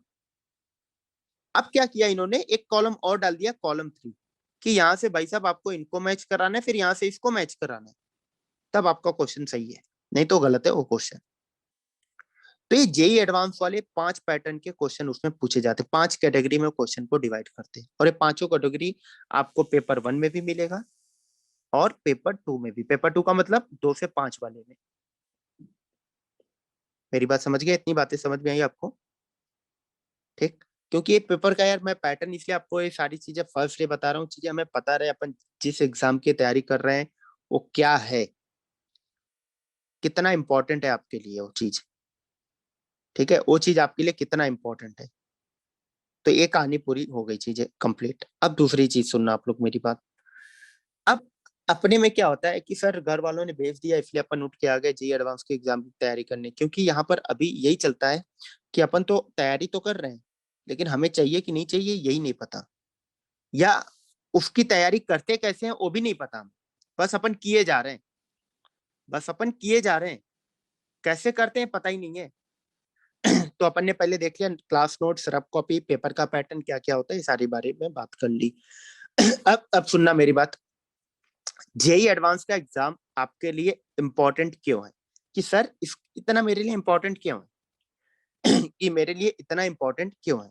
अब सुनना, ये आपको क्या क्या दे सकता है, अब आपको मैं सिर्फ बता रहा हूँ प्रॉन्स एंड कॉन्स। ये आपको क्या क्या दे सकता है, जेई एडवांस का एग्जाम आपको, जेई एडवांस का एग्जाम आपको क्या क्या दे सकता है, सुनो आप मेरी बात। मैं एक ऑन एंड एवरेज लेके चलता हूँ 18 ईयर की एज में। ठीक है, 18 ईयर की एज में आपने जेई एडवांस क्लियर कर लिया, 4 ईयर का कोर्स होगा आपका BTech, one of the best college आपको मिलेगा जो कि आईआईटी है, इंजीनियरिंग के लिए IIT. Placement almost 100%, placement almost 100% है, प्लेसमेंट ऑलमोस्ट 100%। समझ में आ रही है? प्रोफेसर जो वहां के टीचर होंगे वेल एजुकेटेड, वेल एक्सपीरियंस होते हैं वो, मतलब 50 to 60 ईयर उनकी एज होगी। एससी वर्मा की बुक आप सुना है ना, एससी वर्मा का नाम सुना है आप लोगों ने, बुक्स आती है फिजिक्स की, सुना होगा बहुत लोगों ने, यस। नाम सुना है। वो प्रोफेसर हैं, वो अभी भी आईआईटी कानपुर में पढ़ाते हैं। आप समझ रहे हो, वो अभी भी आईआईटी कानपुर में वो पढ़ाते हैं बच्चों को, बीटेक वाले बच्चों को। आप जाओगे वहां पर, आप एससी वर्मा सर से आप वहां पढ़ोगे आप, वो पढ़ाते हैं फिजिक्स अभी भी, वो अलग सब्जेक्ट जो चलती है वहां पे बीटेक में, वो चीजें वो पढ़ाते हैं वहां पे। तो आप समझ रहे हो, एससी वर्मा सर की बुक इतने अच्छे लेवल पे चल रही है, वो कितने अच्छे प्रोफेसर होंगे, उनसे आप पढ़ोगे क्लासरूम में, कितनी अच्छी अच्छी चीजें आप सीखोगे वहां पर। तो ऐसा क्या होता है उनको, अब जो कंपनीज होती है उनको पता है भैया यहाँ के बच्चे बहुत अच्छे हैं, उनको एक अच्छे टीचर पढ़ाते हैं, तो सभी लोग क्या, सारी कंपनी क्या करती है, आईआईटी में ही जाती है, बच्चों को वहां से रिक्रूट करती है, उसके बाद किसी कॉलेज में जाती है। तो मान लो आप पहला, कंपनी की पहली प्रायोरिटी होती है आईआईटी, सबसे पहले वो आईआईटी में जाएगी, वहां से उनकी वैकेंसी अगर फिल नहीं हो पा रही है तब वो किसी और कॉलेज में जाएंगी, फिर वो एनआईटी में जाएंगी, फिर नहीं फिल हो पा रही है तब वो प्राइवेट में जाएंगी, बट इन्हीं दोनों में फिल हो जाती है ऑलमोस्ट, फिर वो प्राइवेट कॉलेज में जाती है। तो आप समझ रहे हो, 4 ईयर का कोर्स, आपके पास 22 ईयर की एज में, 22 ईयर की एज में आपने बीटेक कंप्लीट किया, एक बहुत अच्छी जॉब होगी। आप समझ रहे हो यार, 22 ईयर की एज में, बस 22 ईयर की एज में बहुत अच्छी जॉब होगी। पैकेज आप सुनते होगे यार, आईआईटी के पैकेजेस आप सुनते होगे, 1.5 करोड़ जा रहा है, 2 करोड़ जा रहे हैं, 1 करोड़, 50 लैक्स, 80 लैक्स, सुना होगा आप लोगों ने यार, अलग अलग ऐसे जा रहे हैं। 22 ईयर की एज में इतने पैकेज। जो गूगल अपन यूज करते हैं, गूगल, उनको जो सीईओ है वो भी आईआईटी खड़गपुर से पास आउट है, आईआईटी खड़गपुर से वो बीटेक है। ढेर सारे एग्जाम्पल ऐसे ही। तो ये आपको समझ रहे हो आपको क्या चीजें दे रही हैं, ये अपन को जीने का तरीका सिखाता है आईआईटी। मतलब इतना अच्छा इन्वायरमेंट होता है, सारी फैसिलिटीज वहां मिलती है यार, सारी फैसिलिटीज, सारी फैसिलिटीज मिलती है, सब कुछ। मैं नहीं कर रहा हूँ वहां नहीं पढ़ना पड़ेगा, अगर कोई भी कंपनी आपको इतना अच्छा पैकेज दे रही है, कोई भी कंपनी इतना अच्छा पैकेज दे रही है, कोई भी कंपनी, तो वहां पर तो यार पढ़ाया तो जाता ही है, बट पढ़ाई के साथ साथ वहां पर एंजॉय भी बहुत ज्यादा करते हैं। पढ़ाई के टाइम पढ़ाई, एंजॉयमेंट के टाइम एंजॉयमेंट। आपको आपको बिलीव नहीं होगा, एशिया का, एशिया का मैं पूरे बात कर रहा हूँ, पूरे एशिया का सबसे बड़ा कल्चरल फेस्ट जो होता है कॉलेज का, वो आईआईटी बॉम्बे में होता है यार। जो आपका कल्चरल फेस्ट होता है वो आईआईटी बॉम्बे में होता है, एशिया का सबसे बड़ा। आप समझ रहे हो आप, जो कल्चरल फेस्ट होता है एशिया का सबसे बड़ा, वो आईआईटी बॉम्बे में होता है। फिर कितने कॉलेज हैं यार एशिया में, सबसे बड़ा, सबसे ज्यादा बजट होता है उनका, बहुत अच्छे लेवल पे ऑर्गेनाइज करते हैं, बहुत अच्छे लेवल पे। मतलब फुल एंजॉयमेंट होती है यार चीजें, टाइम टू टाइम सारी चीजें होती है, ये आपको बेनिफिट है। आप समझ रहे हो यार, 22 ईयर की एज में कितना आप, मतलब लोग यार 24-25 साल में सोचते हैं अब हमें करना क्या है, 24-25 की एज में लोग सोचते हैं कि हमें करना क्या है। आपके पास 22 ईयर की एज में बहुत अच्छी जॉब होगी, इंजॉय करो आप लाइफ को, ये चीजें। लोग 24-25 साल में होते हैं, सोचते हैं करना क्या है, घर वालों से यार डांट पड़ना और अलग शुरू हो जाती है चीजें, कि बेटा आप कुछ कर लो, देखो पड़ोसी के बच्चे ये कर रहे हैं, इनके बच्चा ये कर रहा है, उनका बच्चा, वो ताने सुनने मिलना शुरू हो जाते हैं। नहीं, ताने सुनना शुरू हो जाएंगे, ऐसा नहीं है जिंदगी भर अपन प्यार से डील किए जाएंगे घर वालों की तरफ से, नहीं। एक टाइम आएगा, अगर आप कुछ नहीं कर रहे हो फिर चीजें सुनना शुरू हो जाएंगी, रिवर्ट आना शुरू हो जाएंगी आपको। तो ये बात, चीजें आप समझो, इसकी इंपॉर्टेंस आप समझो, कितनी इंपॉर्टेंट, सिर्फ आपको कितने साल पढ़ना है, मतलब आपको ध्यान क्या देना, 2 साल, 2 ईयर की जर्नी है। 2 सालों में आप देखो क्या क्या अचीव कर रहे हो, आप देखो, आप खाली बस आपको अचीवमेंट क्या क्या मिल रहा है 2 सालों में, कि आप जो एक कॉलेज लाइफ होती है ना, वो अपन जाकर आईआईटी एनआईटी में देखते हैं कॉलेज लाइफ होती क्या है। सब बोलते नहीं है इंजीनियरिंग कॉलेज लाइफ बहुत अच्छी होती है, शानदार होती है, वो हर जगह का नहीं होती है यार, वो आईआईटी और एनआईटी की होती है और कहीं की नहीं होती है, और हर जगह की अपनी कॉलेज लाइफ की धज्जियां उड़ जाती है, मतलब स्कूल से भी बदतर हो जाती है वहां पे चीजें। अभी आप प्राइवेट की आपको हालत बताता हूँ, प्राइवेट की कंडीशन क्या है, हालत क्या है, मैं पर्सनल जानता हूँ यार, मतलब।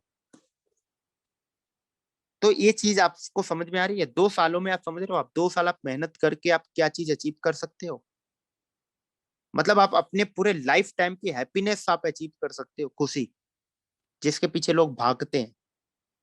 मतलब आप, आपके पेरेंट्स, आपसे जितने लोग जुड़े हुए हैं, सब कुछ चेंज हो जाएंगी चीजें। सिर्फ कितने साल आपको मेहनत करना, 2 साल, सिर्फ जैसे चीजें बताई जा रही हैं आपको उसी तरीके से काम करना है। 2 साल की बात है यार, मतलब बिल्कुल जी जान लगा दो आप 2 साल, बिल्कुल, बिल्कुल आपको जी जान लगा देना है 2 साल। अब इसमें 2-3 चीजें आपको मैं बताता हूँ, देखना।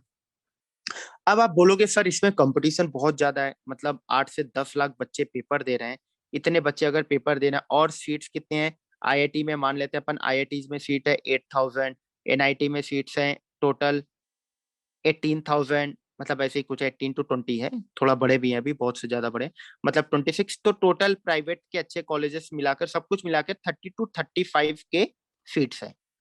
ठीक है, 30 to 35 के अच्छी सीट्स है, अच्छे कॉलेज में इतनी सीट्स है। अब आप बोलोगे सर 8 से 10 लाख बच्चे दे रहा हूँ, सीट्स इतनी सी है बस।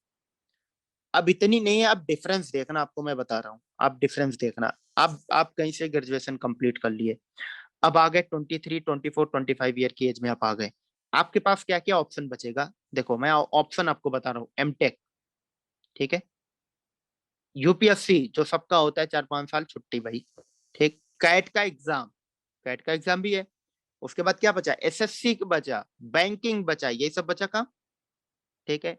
अब इसमें सीट्स देखो कितने होते हैं, एमटेक में मान लो आप 3 से 4, मैक्स मैक्स, ये तो बहुत ज्यादा बता दिया, 3 से 4 हजार आपको तो बहुत ज्यादा बता दिया, 1000 सीट्स, यूपीएससी में 1000 सीट्स, कैट में 5000 सीट्स, एसएससी में 2 to 3,000 सीट्स, बैंकिंग में 2 to 3, यही मान लो, टोटल कितने हो गए काउंट कर लो आप, 8 से 10 हजार, ये हो गए 8 से 10K का सीट्स है, इतनी आपको है वैकेंसी बस। कब? 24-25 साल तक। उसके बाद की जो भी एग्जाम आप दोगे, जीआरई का एग्जाम आ जाता है फॉरेन जाने के लिए, कि मतलब एमएस ओमएस करने के लिए, वो भी चीजें अपन बाद में बात करेंगे, ठीक। 8 से 10 हजार टोटल सीट्स हैं। अब आप मेरी बात समझना, एक चीज का आप जवाब देना, आपके ऊपर अभी प्रेशर है जॉब के लिए, कि 25-26 साल कर आप हो जाओगे तब प्रेशर होगा ज्यादा? बताओ किस टाइम ज्यादा है, बताओ आप लोग। सर तब जब 25-26 की आप एज होगी तब आपके ऊपर ज्यादा प्रेशर बनेगा ना? Yes sir. नहीं, फिर अपने को क्या प्रेशर आएगा? यही प्रेशर सभी के पेरेंट्स सबके ऊपर डालेंगे, कि बेटा आप कुछ करो, आपको जॉब करनी चाहिए, इतनी एज हो गई है आपकी, देखो बगल वाला बच्चा ये कर रहा है, ये कर रहा है, वो कर रहा है, मतलब ऐसे चीजें सुनने को मिलनी स्टार्ट हो जाती है, ये सब चीजें सुननी स्टार्ट हो।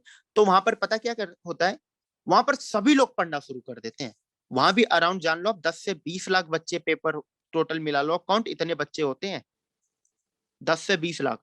और वहां पर पढ़ने वालों की संख्या क्या होती है? ज्यादा होती है, सीरियस वाले बच्चों की संख्या ज्यादा होती है, क्योंकि अब उस टाइम क्या चाहिए होता है, सभी लोगों को जॉब चाहिए होता है यार, तो वहां पढ़ने वालों की संख्या ज्यादा होती है, इसको आप 15 से 20 लाख मानो यार, वहां पर पढ़ने वालों की संख्या ज्यादा होती है, नहीं बहुत ज्यादा होती है, क्योंकि प्रेशर सबके ऊपर, सभी के पेरेंट्स के साइड से प्रेशर आता है, हमें जॉब, सबको नीड होती है कि यार मुझे किसी तरीके से यार एग्जाम को क्लियर करना है, क्योंकि मुझे जॉब चाहिए, पढ़ते सभी लोग हैं।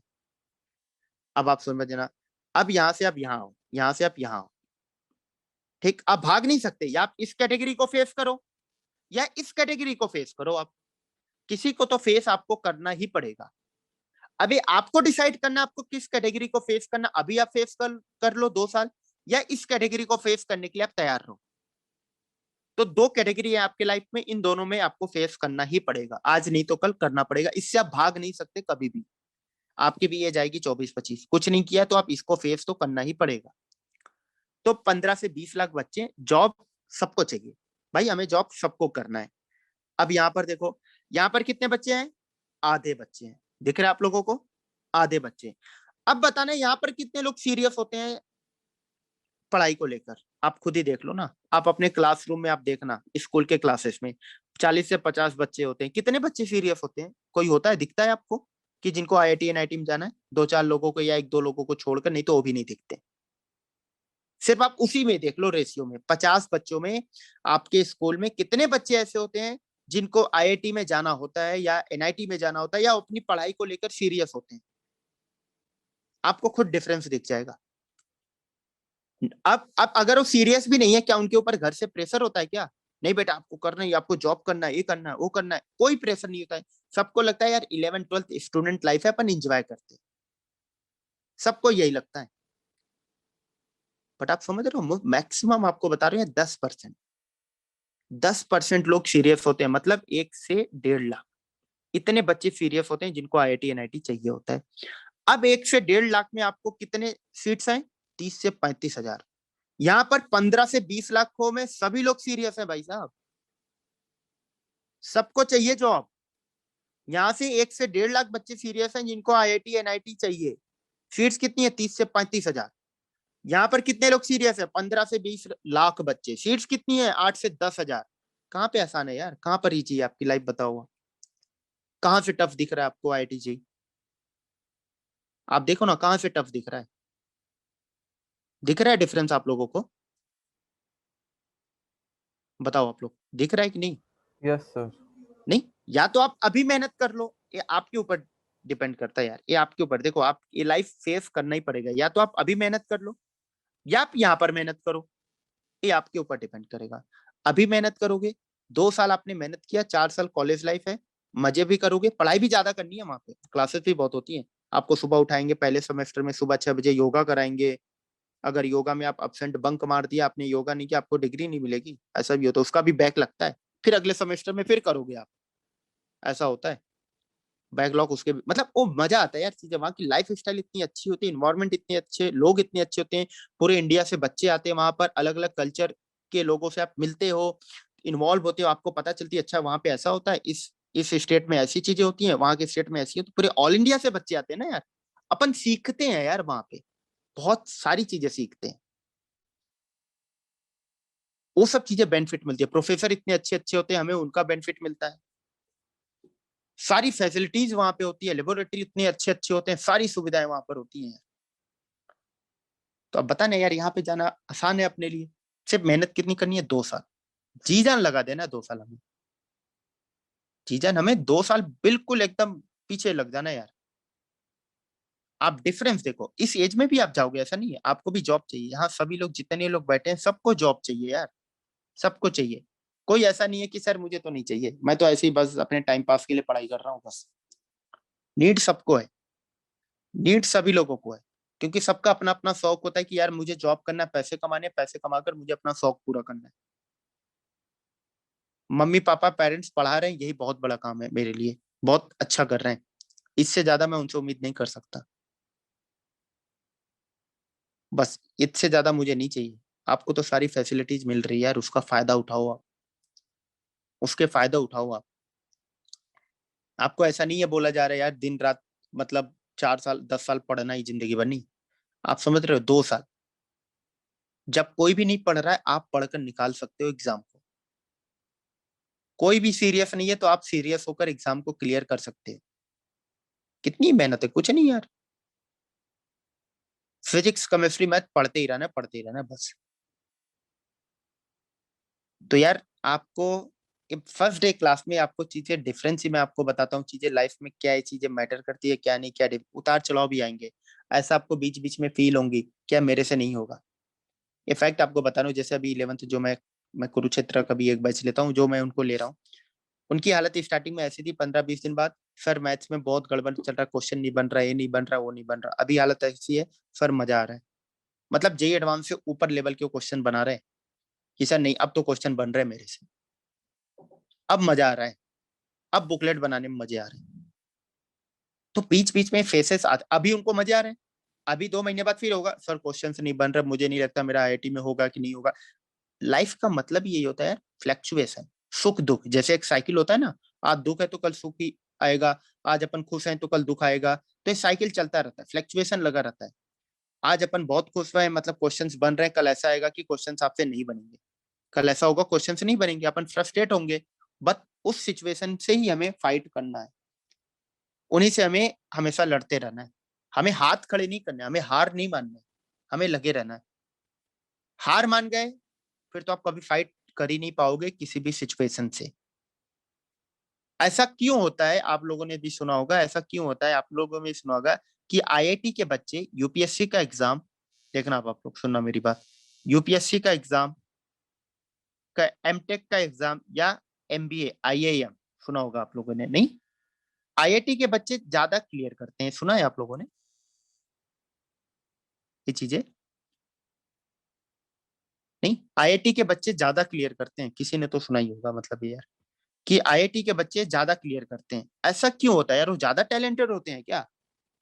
बताओ। नहीं यार, वो ज्यादा टैलेंटेड होते हैं ऐसा नहीं है, जिनका आईआईटी में नहीं होता क्या वो टैलेंटेड नहीं होते हैं, वो भी होते हैं। वो ज्यादा होते हैं नहीं, ऐसी कोई बात नहीं है।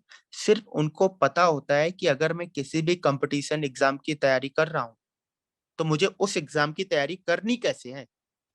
आधे से ज्यादा लोगों को तो यार पता ही नहीं है कि तैयारी करनी कैसे है।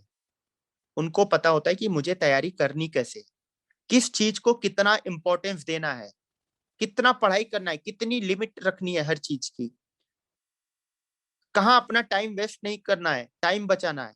मतलब मोटी मोटा बात कि उनको पता है कि हमें पढ़ाई करनी कैसे। तो उनको जैसे ही पढ़ाई करनी है वो आते हैं, 1 साल यूपीएससी की तैयारी करते हैं, क्लियर कर लेते हैं। यहाँ तो लोग 5-5 साल 6-6 साल लगे रहते हैं, वो 1-2 साल में एग्जाम क्लियर करके चले जाते हैं अच्छी रैंक के साथ। क्योंकि उनको पता है अगर मुझे यार कोई भी कंपटीशन एग्जाम क्लियर करना है, क्योंकि वो आईआईटी जेईई क्लियर किया, उनको पता है कि उसको क्लियर करने में मुझे कितनी मेहनत करनी पड़ी थी। और ये हर सिचुएशन से आपको फाइट करने में हेल्प करेगा यार, हर सिचुएशन में। आपको आपका कॉन्फिडेंस बहुत अच्छा होगा यार, कि मैंने आईआईटी जेईई जैसा एग्जाम 18 ईयर की एज में क्लियर किया, तो एक छोटी मोटी सिचुएशन को तो मैं हैंडल ही कर सकता हूँ, उतनी बड़ी सिचुएशन थी उसको मैंने हैंडल कर लिया, इसको तो कर ही लूंगा। तो बहुत अच्छे लेवल पर आपका कॉन्फिडेंस होगा, बहुत अच्छा फील आएंगी यार पॉजिटिव जब रिजल्ट आता है। वो आप देखोगे जब जिस दिन रिजल्ट आता है ना, उस दिन अपना स्टैंडर्ड लोग यार जमीन से आसमान में पहुंचा देते, भगवान बना देते हैं हमें कि अपन है क्या। वो वही लोग फील कर सकते हैं जो एग्जाम को क्लियर करते हैं, वो वही लोग फील कर सकते हैं जो एग्जाम को क्लियर करते हैं। मैंने भी यार 2012 में एग्जाम दिया, तो क्या हुआ, आईआईटी जेईई नहीं हुआ, मेंस में थी रैंक, अच्छी थी रैंक, एनआईटी मिल रहा था नहीं मुझे, आईआईटी जेईई फिर 1 साल ड्रॉप लिया। ठीक है, मैंने लापरवाहियां की इसलिए मुझे ड्रॉप लेने की कंडीशन आई। ठीक है, बट आप कोई भी हरकतें ऐसे मत करना कि मतलब आपको ये सब सिचुएशन फेस करना पड़े। इसीलिए मैं यार हर बार समझाता हूँ, आप देखोगे मैं हफ्ता भर 10 दिन 15 दिन में समझाऊंगा चीजों को, बीच बीच में होती रहेंगी बातें। बट वो आपको ध्यान रखना है, ऐसी कोई भी लापरवाही मत करना जिसकी रिग्रेट आपको होती रहे। जैसे मैं अभी भी करता हूँ रिग्रेट चीजों को लेके, कि मैं अगर मैं वो सब चीजें संभाल के रखता तो मुझे ड्रॉप नहीं लेना पड़ता। फिजिक्स में मेरे मेरे फर्स्ट टाइम जब मैं आईआईटी जे का पेपर दिया, 8 नंबर आए थे बस, 8 नंबर, उसी के मतलब सिंगल डिजिट में ही नंबर थे, टोटल 8 नंबर। उसी की वजह से मेरा आईआईटी नहीं हुआ। और कितने नंबर से मेरा कट ऑफ रुका था, मुश्किल से 6 से 7 नंबर से। अब सोचो आप फिजिक्स केमिस्ट्री में कितना अच्छा स्कोर रहा होगा। दोबारा पेपर दिया मैं ड्रॉप लेने के बाद, फिजिक्स में हाईएस्ट नंबर थे, 70 मतलब 70 to 80 के बीच में आए, ऐसे थे। रैंक भी आगे थी, बहुत अच्छी रैंक नहीं थी, ठीक ठाक आ गई रहे। तो ये चीज आपको ध्यान में रखना है यार सभी लोगों को, कि हमें मतलब आप समझ रहे हो, फिर उस चीज से आप क्या सीखते हो, कि मैं एकदम जीरो पे था। फिजिक्स मतलब 7-8 नंबर क्या होता है, जीरो। कोई भी सब्जेक्ट 7-8 नंबर क्या है, जीरो ही तो है यार। आपने 2 साल पढ़ाई की, 7-8 नंबर आ रहे हैं, जीरो ही तो आप। वहां से मैं हाईएस्ट स्कोर पर जा सकता हूँ। तो किसी भी सिचुएशन को मैं डील कर सकता हूँ, वो आपको कॉन्फिडेंस देता है। और आप बिलीव नहीं करोगे, उस कॉन्फिडेंस के साथ अभी भी मैं मतलब किसी भी सिचुएशन होता है अपन हैंडल करने में सक्षम है, मतलब हाँ अपन डील कर सकते हैं। ये आपको अपने ऊपर भरोसा होगा यार कि अपन कर जाएंगे। और कुछ भी नहीं यार, आपको सिर्फ 2 सालों तक जी जान लगाकर पढ़ाई करना है, बिल्कुल आपको लापरवाही नहीं करना है। बच्चे मजे कर रहे हैं, दोस्तों के साथ खेल कूद रहे हैं, मोबाइल चला रहे हैं, गेम खेल रहे हैं, टाइम पास कर रहे हैं, बस आप एक क्वेश्चन अपने से आपसे पूछा करो कि सामने वाला ये जो काम कर रहा है फालतू का काम है, कब तक करेगा। देखो आपका ये डाउट क्लियर हो जाएगा। आपके मन में आएगा कि अरे यार ये गेम खेल रहा है, हम पढ़े जा रहे हैं, पढ़े जा रहे हैं, पढ़े जा रहे हैं, नंबर भी नहीं आ रहे हैं। बट आप सोचो करो कि अगर ये सामने वाला गेम खेल रहा है, फ्रेंडशिप में डूबा है एकदम, मतलब घूम रहा है इधर उधर फ्रेंड्स के साथ, मोबाइल में गेम चालू है, चल रहा है, लैपटॉप पे गेम खेल रहा है, इधर उधर टाइम पास हो रहा है, टीवी देख रहे हैं, कब तक। बस एक क्वेश्चन पूछा करो, एक क्वेश्चन, कब तक, खुद से ही पूछा करो कि सामने वाला ये काम कब तक करेगा। आपको सब कुछ जवाब मिल जाएगा, सारी चीजें। कितने टाइम करेगा, 1 साल, 2 साल, 4 साल, 10 साल, उसके बाद क्या होगा उसकी लाइफ, आप इमेजिन करो।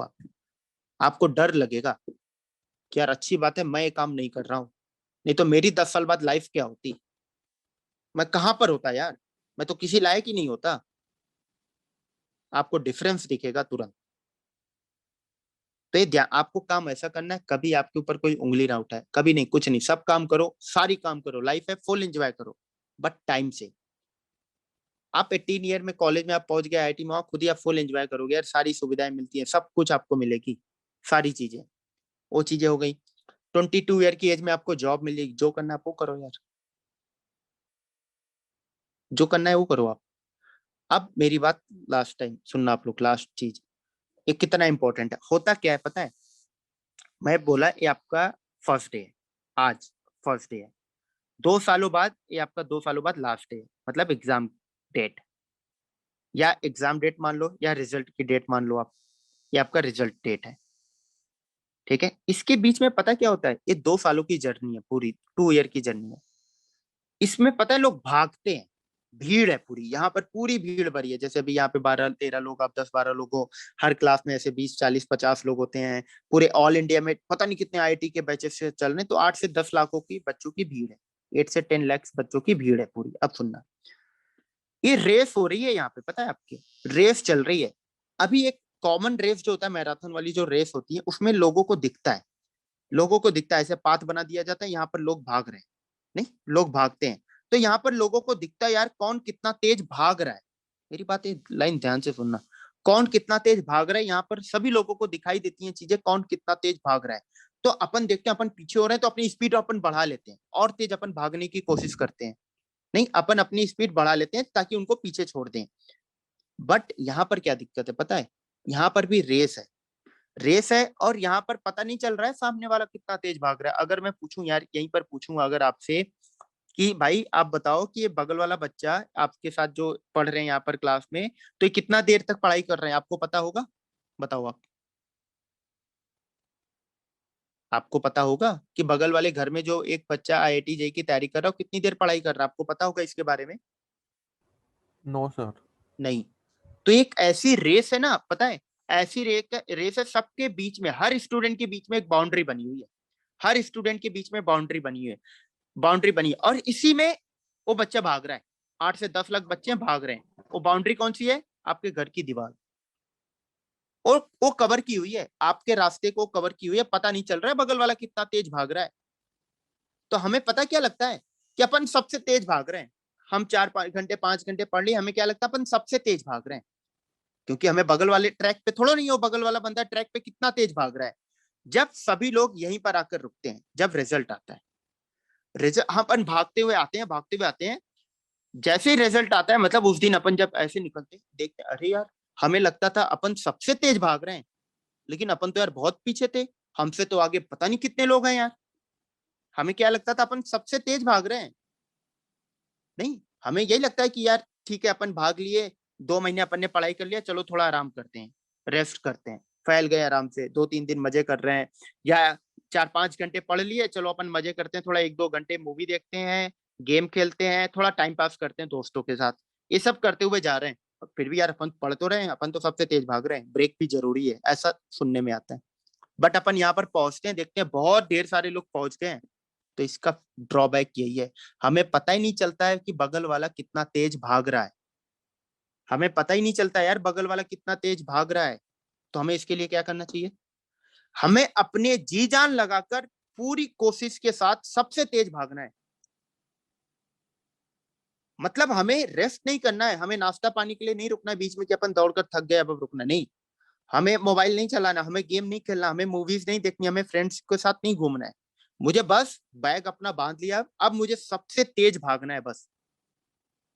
मैं अपनी पूरी कोशिश करूंगा कि मैं सबसे तेज भागूं, ताकि मैं यहाँ पर जब पहुंचूं, मैं यहाँ पर मैं पहुंच गया, यहाँ पर पहुंचने के बाद इस बात का मुझे रिग्रेट ना हो कि यार मैं पूरी स्पीड के साथ नहीं भागा, इस बात का मुझे रिग्रेट नहीं होना चाहिए कि मैं पूरी स्पीड के साथ नहीं भागा।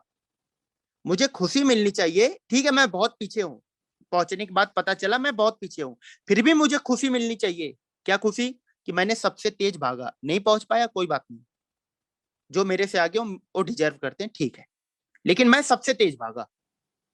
इस चीज का रिग्रेट नहीं होना चाहिए कि मैं आराम करते हुए आया हूँ, मूवीज देखते आया हूँ, गेम्स खेल के आया हूँ, फ्रेंड के साथ घूमते हुए आया हूँ, ऐसा नहीं रिग्रेट होना चाहिए।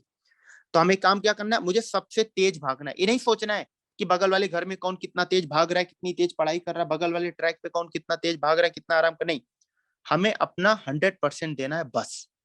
क्योंकि मुझे नहीं पता इस ट्रैक पे सब कितना देर तक भाग रहे हैं, कितनी देर पढ़ाई कर रहे हैं, कितनी स्पीड के साथ भाग रहे हैं, मुझे नहीं पता। तो मुझे क्या कोशिश करना है कि मुझे अपनी फुल स्पीड के साथ भागना है, मतलब मुझे अपना पूरा 100% देना है, मुझे अपना पूरा 100% देकर बैग वैग बांध कर भागना है बस। फिर देख लेंगे यार अपन क्या होना है क्या नहीं होना है। मेरी बात समझ में आई आप लोगों को? Yes sir. ठीक है, यही कोशिश हमें करनी है कि हमें यार सबसे तेज भागना है। ठीक, ये आप ध्यान रखना यार इस चीजों को, क्योंकि हमें नहीं देखना यार बगल वाले को। एक इस पे छोटी सी कहानी भी है, सुनना आप लोग, बहुत छोटा सा है, मतलब 1 मिनट का है। दो बच्चे हैं, ठीक है, आप सुनना यार, बहुत अच्छी चीज आप सीखोगे, मतलब एक कंपटीशन से रिलेटेड है, इसी से ही। दो बच्चे ए और बी, दोनों जाते हैं जंगल में घूमने। ठीक है, दोनों गए जंगल में घूमने। अब होता क्या है, एक शेर आता है वहां पर। ठीक है, एक शेर आ गया, एक शेर वहां पर आ गया। ठीक है, एक शेर आ गया वहां पर। अब ये दो बच्चे हैं, आप देखना यार कितनी अच्छी चीज आती है यहाँ पर। ये दो बच्चे हैं यहाँ पर। अब दोनों बच्चों को क्या लगता है कि यार शेर सामने आ गया, अब तो शेर तो हम दोनों को खाएगा ही। जो पर्सन बी होता है, पर्सन बी, वो अपना बैग खोलता है, बैग में से शूज निकालता है। ठीक है, शूज निकाल कर पहनना शुरू कर देता, फटाफट पहन के बैग जो अपना पूरा टाइट और सब कुछ कर लेता है एकदम, मतलब जैसे भागने के लिए रेडी है। ठीक है, पूरा बैग टाइट, शूज बांध लिया, लेस पूरा एकदम टाइट बांध लिया कि खुलने नहीं चाहिए, कोई चांस ही नहीं कि लेस मेरे खुले, कुछ ऐसा नहीं होना चाहिए, मतलब भागना है मुझे बस तुरंत। पर्सन ए बी से क्या बोलता है पता है, पर्सन ए बी से क्या बोलता है कि मतलब ये तुम क्या कर रहे हो भाई, ये आप कर क्या रहे हो, आप लेस बांध रहे हो, पूरी तैयारी कर रहे हो, ये सब क्यों कर रहे हो, तो मेरे पास भी है, ये तो मेरे पास भी है, आप ये सब काम कर क्यों रहे हो, आपको लगता है क्या कि आप शेर से तेज भागोगे। वो यही बोलता है, पर्सन ए बी से क्या बोलता है कि आपको लगता है कि आप शेर से तेज भागोगे। तो पर्सन बी का जवाब सुनना, पर्सन बी क्या बोलता है, जो स्टूडेंट बी है, ठीक है, बी क्या बोलता है ए से, कहता है मुझे तो यार पता है कि मैं शेर से तेज तो नहीं भाग पाऊंगा, ठीक है, लेकिन मुझे इतना पता है कि मैं तुमसे तेज भागूंगा, और शेर खाएगा किसको, सिर्फ एक लोग को खाएगा, तुम्हें खाकर पेट ही भर लेगा वो, मैं तो भाग जाऊंगा अपना। तो मुझे सिर्फ क्या करना है, मुझे शेर से तेज नहीं भागना है, मुझे क्या करना है, मुझे सिर्फ तुमसे तेज भागना है, मुझे शेर से तेज नहीं भागना, मुझे सिर्फ पर्सन ए से तेज भागना है। तो यही आपको इसमें ध्यान देना है कि आपको सबसे तेज भागना है बस, पीछे छोड़ देते जाओ, आपको ध्यान ही नहीं देना है कितने लोग आगे कितने पीछे हैं, सिर्फ हमें बैग लेस बांध के भागना शुरू कर देना बस, हमें भागते रहना है, पीछे छूटते रहे लोग। आप जितने लोगों को पीछे छोड़ते रहोगे उतनी रैंक आपकी आगे ऊपर निकलती चली जाएगी। समझ रहे हो आप लोग मेरी बात, जितने लोग पीछे छूटते जाएंगे आपकी रैंक उतनी अच्छी होती चली जाएंगी। ठीक है, इस बात का आप ध्यान रखना यार, चीजों को, बहुत परफेक्ट टाइम है, बहुत अच्छे जगह पर आप हो, बहुत अच्छी चीजें आपको कराई जाएंगी। सिर्फ आपका काम है अपने साइड से जी जान लगाकर आप मेहनत करो बस, बिल्कुल मेहनत, बिल्कुल एकदम पूरा अपना जी जान लगा दो, इसमें झोंक दो आप।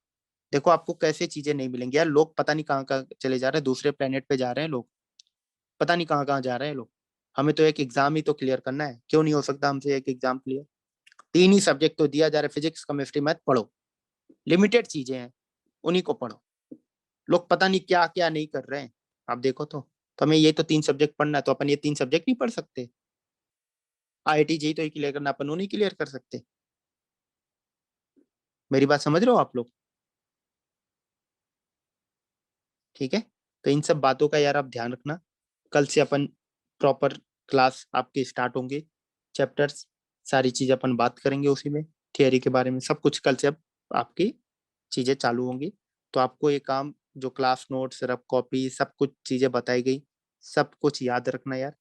फिर आप अभी टेस्ट भी दो, टेस्ट अटेम्प्ट करने के तरीके बताएंगे, चीजें आपको धीरे धीरे बताई जाएंगी कि कैसे कैसे आपको काम करना है, क्या क्या बातों का ध्यान रखना है। और हाँ, कोई भी आपको प्रॉब्लम हो यार, कोई भी दिक्कत हो, कोई भी दिक्कत, छोटी से छोटी कोई भी प्रॉब्लम हो, आप एनी टाइम मुझे आप मैसेज करना, ठीक है। उसमें अगर सॉल्व करने वाली रही तो मैं कर दूंगा, अगर नहीं हो पाई उसमें, ठीक है, अगर नहीं हो पाई उसमें, अगर नहीं हो पाई उसमें, तो अपन कॉल पर बात कर लेंगे। कोई आपको इशू हो रही है किसी भी चीज से रिलेटेड, ठीक है, किसी भी चीज से रिलेटेड हो रही है तो आप कॉल कर देना एनी टाइम, ठीक है, मैसेज आप कर देना, अगर वहां पर सॉर्ट आउट हो जा रहा है ठीक है, नहीं हो पा रहा है तो अपन ध्यान देंगे उसका। चलो यार, फिर आज के लिए बस इतना ही यार। नहीं यार, मेडिकल वाले बच्चे अगर बैठे हैं तो आप कल से ध्यान देना, ये मेडिकल वाले बच्चे आप मत बैठना, सिर्फ ये मैथ्स की क्लास होगी IIT के बच्चों के लिए, ठीक है, सिर्फ IIT के बच्चों के लिए क्लास होगी कल से। तो मेडिकल वाले आप बैठोगे कोई फायदा नहीं, आपका टाइम ही मतलब होगा, वो आपको जो मैथ्स के पोर्शन यूज होंगे वो चीजें कराई जाएंगी, आगे मतलब फिजिक्स वाले सर कराएंगे, वो चीजें होंगी कवर। चलो यार, फिर आज के लिए बस इतना ही। ठीक है, आज के लिए बस इतना ही। अपना ध्यान रखना आप लोग। ओके, चलो।